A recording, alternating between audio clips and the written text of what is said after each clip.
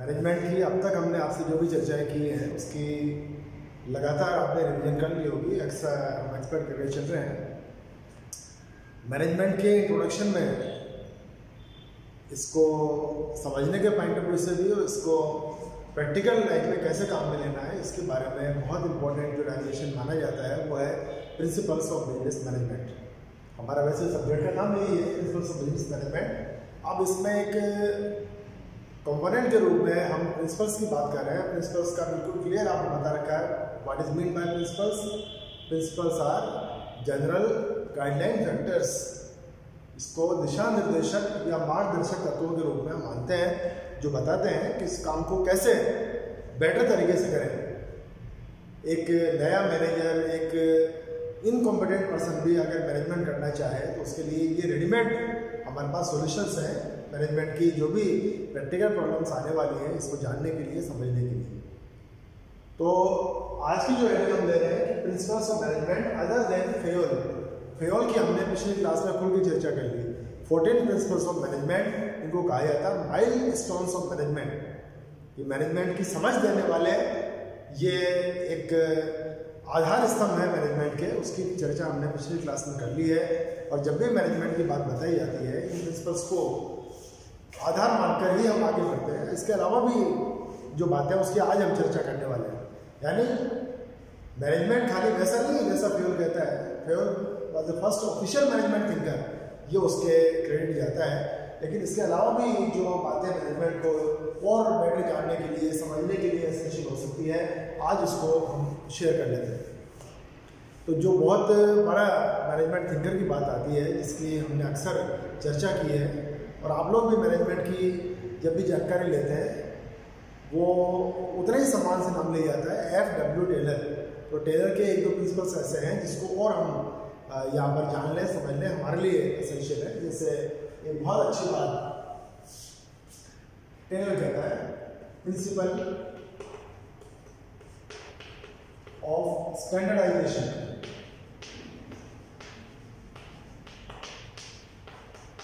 इसको नाम दिया है प्रमापीकरण। और ये F.W. टेलर प्रमापीकरण। Standards are the ideal aspects, आदर्श दशाएं हैं किसी भी काम को करने के बारे में। तो टेलर ने हर समय इस बात को हाईलाइट किया कि आप जो भी काम करें वो स्टैंडर्ड तरीके से होना चाहिए। स्टैंडर्ड आपके ऑब्जेक्टिव्स होने चाहिए, स्टैंडर्ड वर्क पैटर्न्स होने चाहिए, स्टैंडर्ड आपको टेक्निक्स को काम में लेना चाहिए। हर चीज़ में स्टैंडर्ड्स यानी आदर्श मानक, आदर्श प्रभाव, ये आप तय कर लें कि काम ऐसा होना चाहिए। देखो दो चीज़ें होती हैं, एक होता है ऐसा होना चाहिए वो ये है, और दूसरी चीज़ है ऐसा वास्तव में हुआ। वास्तविकता कुछ अलग हो सकती है। द रियल सिचुएशन में differ from that of the standard. But हमको जो चीज़ काम में लेनी है वो है कि स्टैंडर्ड हमारा अगर बना लिया है तो वो लगातार मोटिवेट करेगा कि हमको इस लेवल तक तो पहुंचना ही है। आपको अच्छी तरह जानना है टेलर ने जो अपने कंट्रीब्यूशन में जो खास बातें हाईलाइट की है उसमें एक बहुत बड़ी बात आती है, उसको नाम देते हैं 2 पीस वेज रेट सिस्टम, द्विदर मजदूरी प्रणाली योजना। और वहाँ उसने स्टैंडर्ड को काम में लिया कि एक स्टैंडर्ड फिक्स कर लिया और स्टैंडर्ड के आधार पर क्या किया, 2 रेट्स। 2 रेट्स क्या है, एक तो लोअर और एक हायर। 2 रेट्स आपने डिसाइड कर ली कि जो परफॉर्मर्स इस स्टैंडर्ड को टच कर जाते हैं या इससे आगे निकल जाते हैं इनको आपको करना पेमेंट हायर रेट से, और जो वहां तक नहीं पहुंच पाते उसको लोअर रेट में आपको शामिल करना है। तो हर व्यक्ति के लिए इकोनॉमिक पॉइंट ऑफ व्यू से भी बहुत जरूरी हो जाएगा कि वो स्टैंडर्ड को अचीव करने की कोशिश करें। और अगर हर व्यक्ति स्टैंडर्ड तक पहुंच गया तो हमारा भी पर्पस पूरा हो गया। हमको एक दिन में, एक महीने में, एक साल में जितना एश्योर्ड आउटकम चाहिए वो देने का प्रयास कर सकता है टेलर का ये प्रिंसिपल। तो आपको काम के बारे में, एफर्ट्स के बारे में, रिसोर्सेज के बारे में, हर चीज़ को स्टैंडर्ड तरीके से तैयार करना चाहिए। आपको भी एक टास्क दी जा सकती है, आपने लिया स्टैंडर्ड बना के चले, या आपको जैसे बीकॉम में इतनी परसेंटेज बनानी है, उस बीकॉम के लेवल को अचीव करने के लिए पार्ट फर्स्ट में हम ये हमारा स्टैंडर्ड मान के चल रहे हैं, इतनी परसेंटेज तो बननी ही चाहिए। तो वो आपको लगातार मोटिवेट करेंगे, काय के लिए, स्टडीज करने के लिए, अपने आप को और बेटर बनाने के लिए ये चीज़ें आपकी हेल्प करेगी। तो ये टेलर का जो एक कंसेप्ट था लगभग 100 साल पहले, वो आज भी उतना ही रेलिवेंट है कि आप स्टैंडर्ड तरीक़ों से अपने आप को प्रिपेयर करें, अपनी हर फंक्शनिंग को स्टैंडर्ड में डालने की कोशिश करें। एक और प्रिंसिपल की बात करें अपन, ये भी टेलर का ही है और इसको नाम दिया इसने प्रिंसिपल ऑफ एक्सेप्शन, अपवाद का सिद्धांत।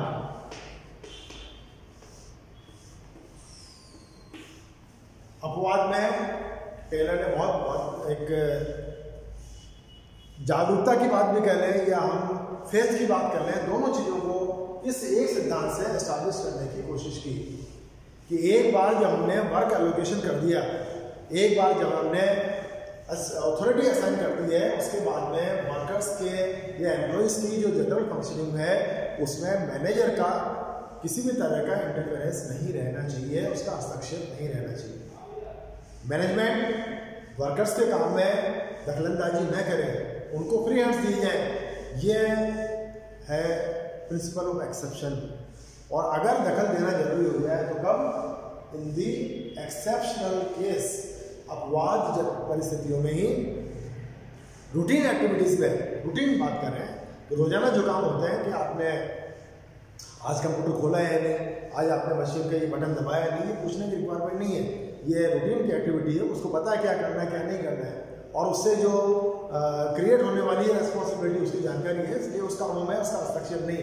लेकिन आपको इंटरफेरेंस करना चाहिए in exceptional cases. What are the exceptional cases? कि जब नंबर 1 तो ये सबसे बड़ी चीज़ ध्यान में रखें, when the things are going beyond the capacity और बियॉन्ड द परमिजिबल लिमिट्स, जो भी आपके लिए एसेंशियल बातें हो सकती है, वो उसके बूते से बाहर जा रहा है तो आपको हस्तक्षेप करना चाहिए। और मान लो वो डिमांड नहीं कर रहा है, तब भी आपकी नज़र में आने के बाद में चुप नहीं बैठना है। अगर कंट्रोल खत्म हो रहा है, अगर कोई समस्या आने की संभावना नज़र आ रही है, अगर कोई बहुत बड़ी कॉन्फ्लिक्ट होने की संभावना नज़र आ रही है, तो मैनेजमेंट को इंटरफेरेंस करना जरूरी हो जाएगा। अदरवाइज फ्री हैंड्स दिए जाए तो इससे वर्कर्स का मोटिवेशन भी हाईएस्ट लेवल पर ले जाने की हमारी कोशिश है, उसको एक डायमेंशन दिया जा सकेगा, उसमें एक एडिशन किया जा सकेगा। ये प्रिंसिपल है, प्रिंसिपल ऑफ एक्सेप्शन। मैनेजमेंट को समझने के लिए एक और प्रिंसिपल की बात करेंगे अपन, उसका नाम है हार्मनी ऑफ ऑब्जेक्टिव्स। ये देने वाला थिंकर है L.F. Urwick, Lyndall F. Urwick. Harmony of objectives ये हमारे किसी भी कंपनी को बनाने के, किसी भी कंपनी को चलाने के जो आधार माने जा सकते हैं, वो होते हैं ऑब्जेक्टिव्स। कंपनी क्यों बनाई गई है, इस ऑब्जेक्टिव को पूरा करने के लिए। कंपनी क्यों चलाई जा रही है, इस ऑब्जेक्टिव को पूरा करने के लिए। तो एक बात तो यह है, ऊपर से लेके नीचे तक हमारी हायरार्की में जितने भी लेवल्स हमने बना रखे हैं, हर व्यक्ति के सामने एक तो corporate objectives, number 2 departmental objectives, और नंबर 3 उसके इंडिविजुअल ऑब्जेक्टिव्स। इसके बारे में बिल्कुल क्लियर जानकारी होनी चाहिए और उन तीनों में हार्मनी होनी चाहिए। टॉप लेवल पर मैनेजमेंट के जो ऑब्जेक्टिव्स पूरे होंगे, उससे डिपार्टमेंटल और डिपार्टमेंटल के पूरे होने से इंडिविजुअल ऑब्जेक्टिव्स पूरे हो जाए, हर व्यक्ति को भरोसा होना चाहिए। अगर ये लिंक आपने कर लिया, अगर इस तरह का कोऑर्डिनेशन आपने बैठा लिया, तो कहीं ओवरलैपिंग की बात नहीं आएगी। कभी भी हम उद्देश्यों से भटक गए, कभी भी इररिलेवेंट काम हो रहे हैं, इसकी संभावना खत्म हो जाएगी। क्यों? क्योंकि हर टास्क में आप कोई सी भी प्रोसेस देख लें, process of planning, process of organising, process of coordination, हर चीज में पहला स्टेप ये आता है डिफाइनिंग दी ऑब्जेक्टिव्स। वहीं से चालू होती है डिफाइनिंग या रीडिफाइनिंग या रीस्ट्रक्चरिंग, किसी भी नाम से इसको पुकारा जाए, कि या तो पहली बार उद्देश्य तय किया जाए या फिर उसको टाइम टू टाइम रीडिफाइन कर लो, रीडिजाइन कर लो, रीस्ट्रक्चर कर लो।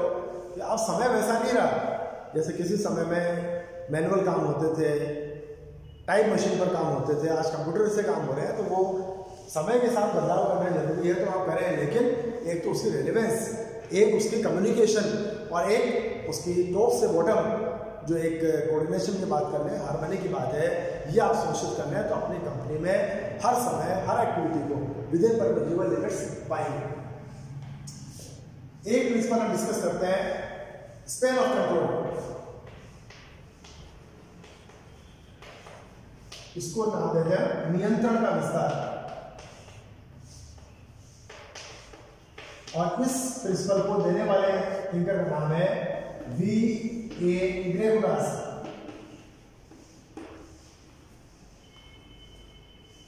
स्पैन ऑफ कंट्रोल बेसिकली ये है लिमिट ऑफ कंट्रोल या limit of supervision, limit of inspection.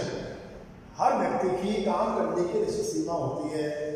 तो ये मैनेजर को, एक सुपरवाइजर को कितनी सबऑर्डिनेट फोर्स दी जा सकती है, उसको डिफाइन करने वाला प्रिंसिपल है स्पैन ऑफ कंट्रोल।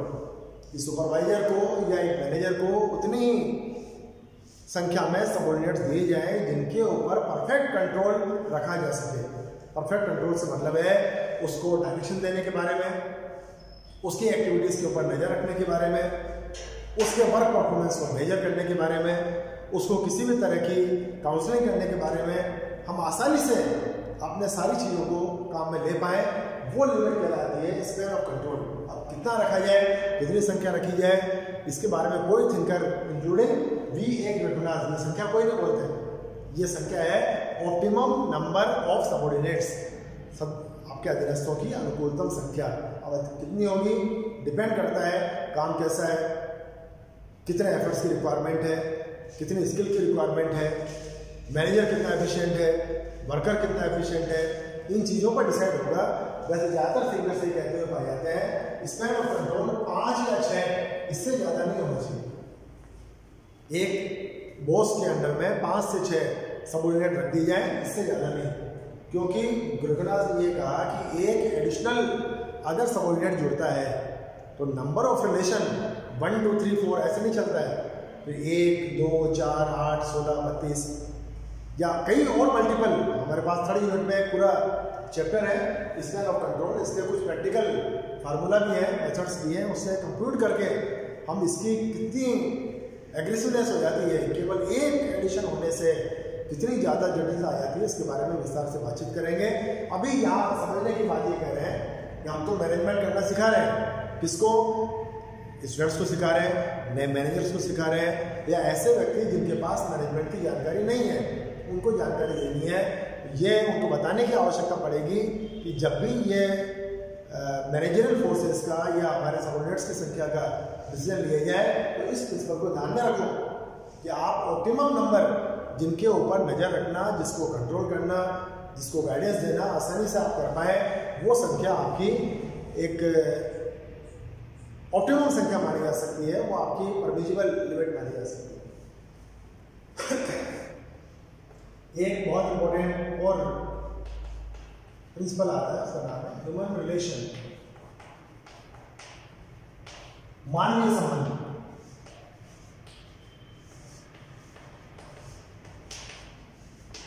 और ये है George Elton Mayo. George Elton Mayo ने 1928 से लेके 1932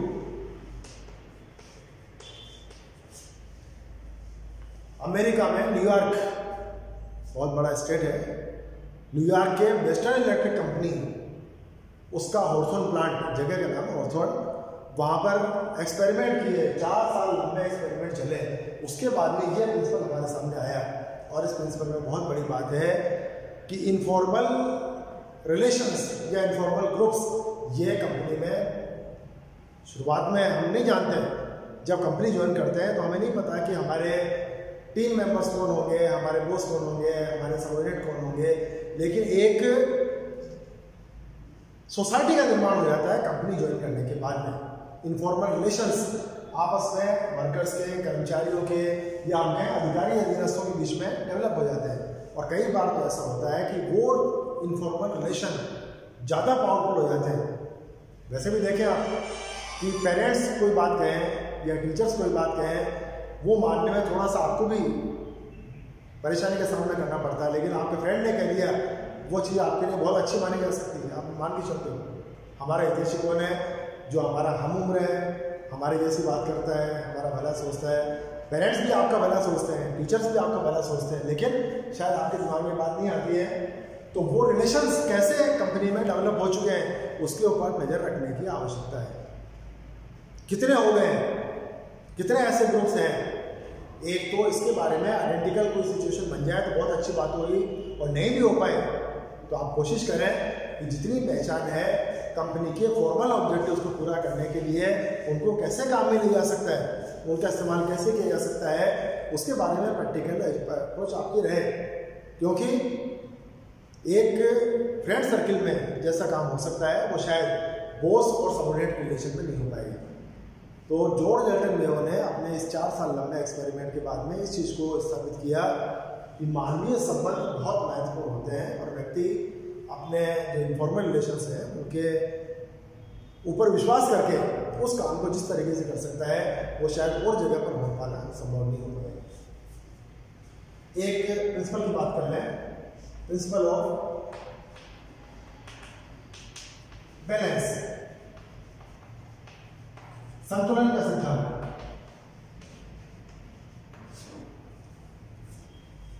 बैलेंस इसलिए जरूरी है कि हमारे पास लिमिटेड रिसोर्सेज होते हैं। लिमिटेड क्या है? ये कैंपस है, अब इस कैंपस में जितने कमरे हैं उस कमरों में जितना काम हो सकता है उतना काम कर सकते हैं। जैसे कॉलेज भी चलता है तो कॉलेज में जितने क्लासेस हैं उनके हिसाब से अगर संख्या कमरों की बराबर है तो एक अलग बात है, और नहीं है तो क्या करेंगे हम? फिर क्लासेस को शिफ्टों में बुलाएंगे।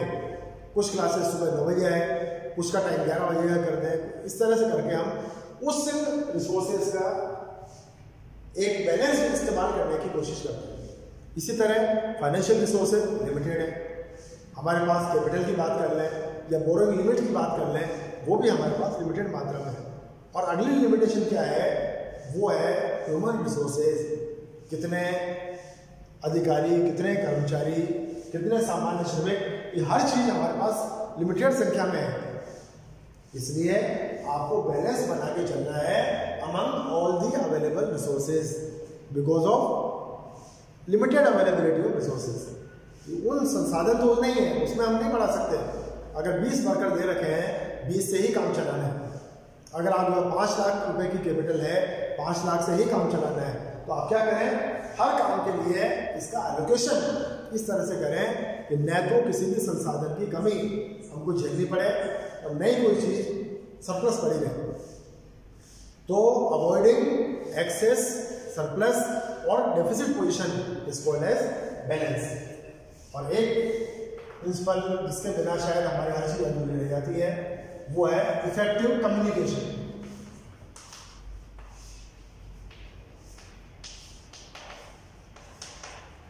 प्रभावी संप्रेषण।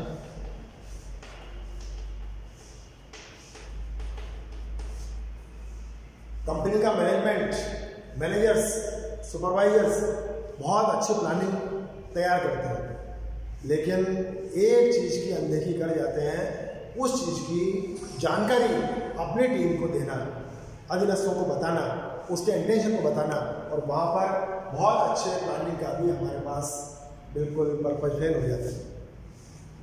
तो करना क्या है? जो कुछ आपके पास है, जो कुछ जानते हो, उसको प्रॉपर तरीके से कम्युनिकेट करो कि हमारे ऑब्जेक्टिव क्या है, उसकी जानकारी सारे सबऑर्डिनेट्स को दे।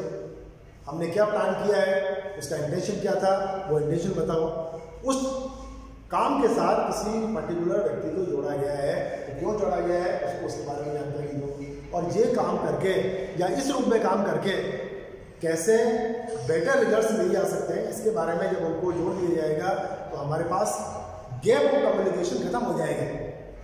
फिर हमने जितनी अच्छी प्लानिंग की है उसका एग्जीक्यूशन भी उतने इफेक्टिव तरीके से हो जाएगा। ये बेसिक चीज़ें इस तरह की हैं जिसको अगर आप मिले तो बहुत अच्छा मैनेजमेंट करने में आप सफल हो सकते हैं। अब दिक्कत क्या आती है? दिक्कत ये आती है कि हम कहीं ना कहीं बायस होकर रह जाते हैं। मुझे सब कुछ आता है या हमें इसकी आवश्यकता नहीं है।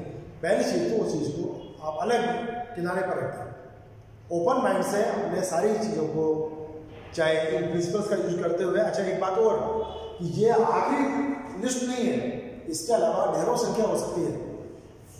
ये तो आइडियल वो चीज़ है जिसको फ्रिक्वेंटली काम में लिया गया या जिनको हम हमेशा देखते हैं कि ये तो एसेंशियली इन्वॉल्व रहती हैं, उन चीज़ों के बारे में बात की है। तो 14 प्रिंसिपल्स ऑफ मैनेजमेंट बाय एग्रीफ्यूअल और ये बाकी अदर प्रिंसिपल्स में ये आइडियल जिनको ज़्यादातर अपनाया गया है, ज़्यादातर इसको काम में लिया गया है, इसकी जानकारी आपको दी है। तो मैनेजमेंट को समझने के लिए भी और मैनेजमेंट की चाहे टीचिंग की बात कर लें या मैनेजमेंट की ट्रेनिंग की बात कर लें, दोनों के लिए ये बताना जरूरी है कि मैनेजमेंट ऐसे होता है या मैनेजमेंट ऐसे बढ़िया होता है। तो उम्मीद करते हैं ये चीज़ें आपको मैनेजमेंट को समझने में भी हेल्प करेगी, पर्सपेक्टिव एडजस्ट करने में हेल्प करेगी। एग्जामिनेशन पॉइंट ऑफ व्यू से बहुत इंपॉर्टेंट टॉपिक है। अच्छी तरह ध्यान रखो, प्रैक्टिस करो। Good luck.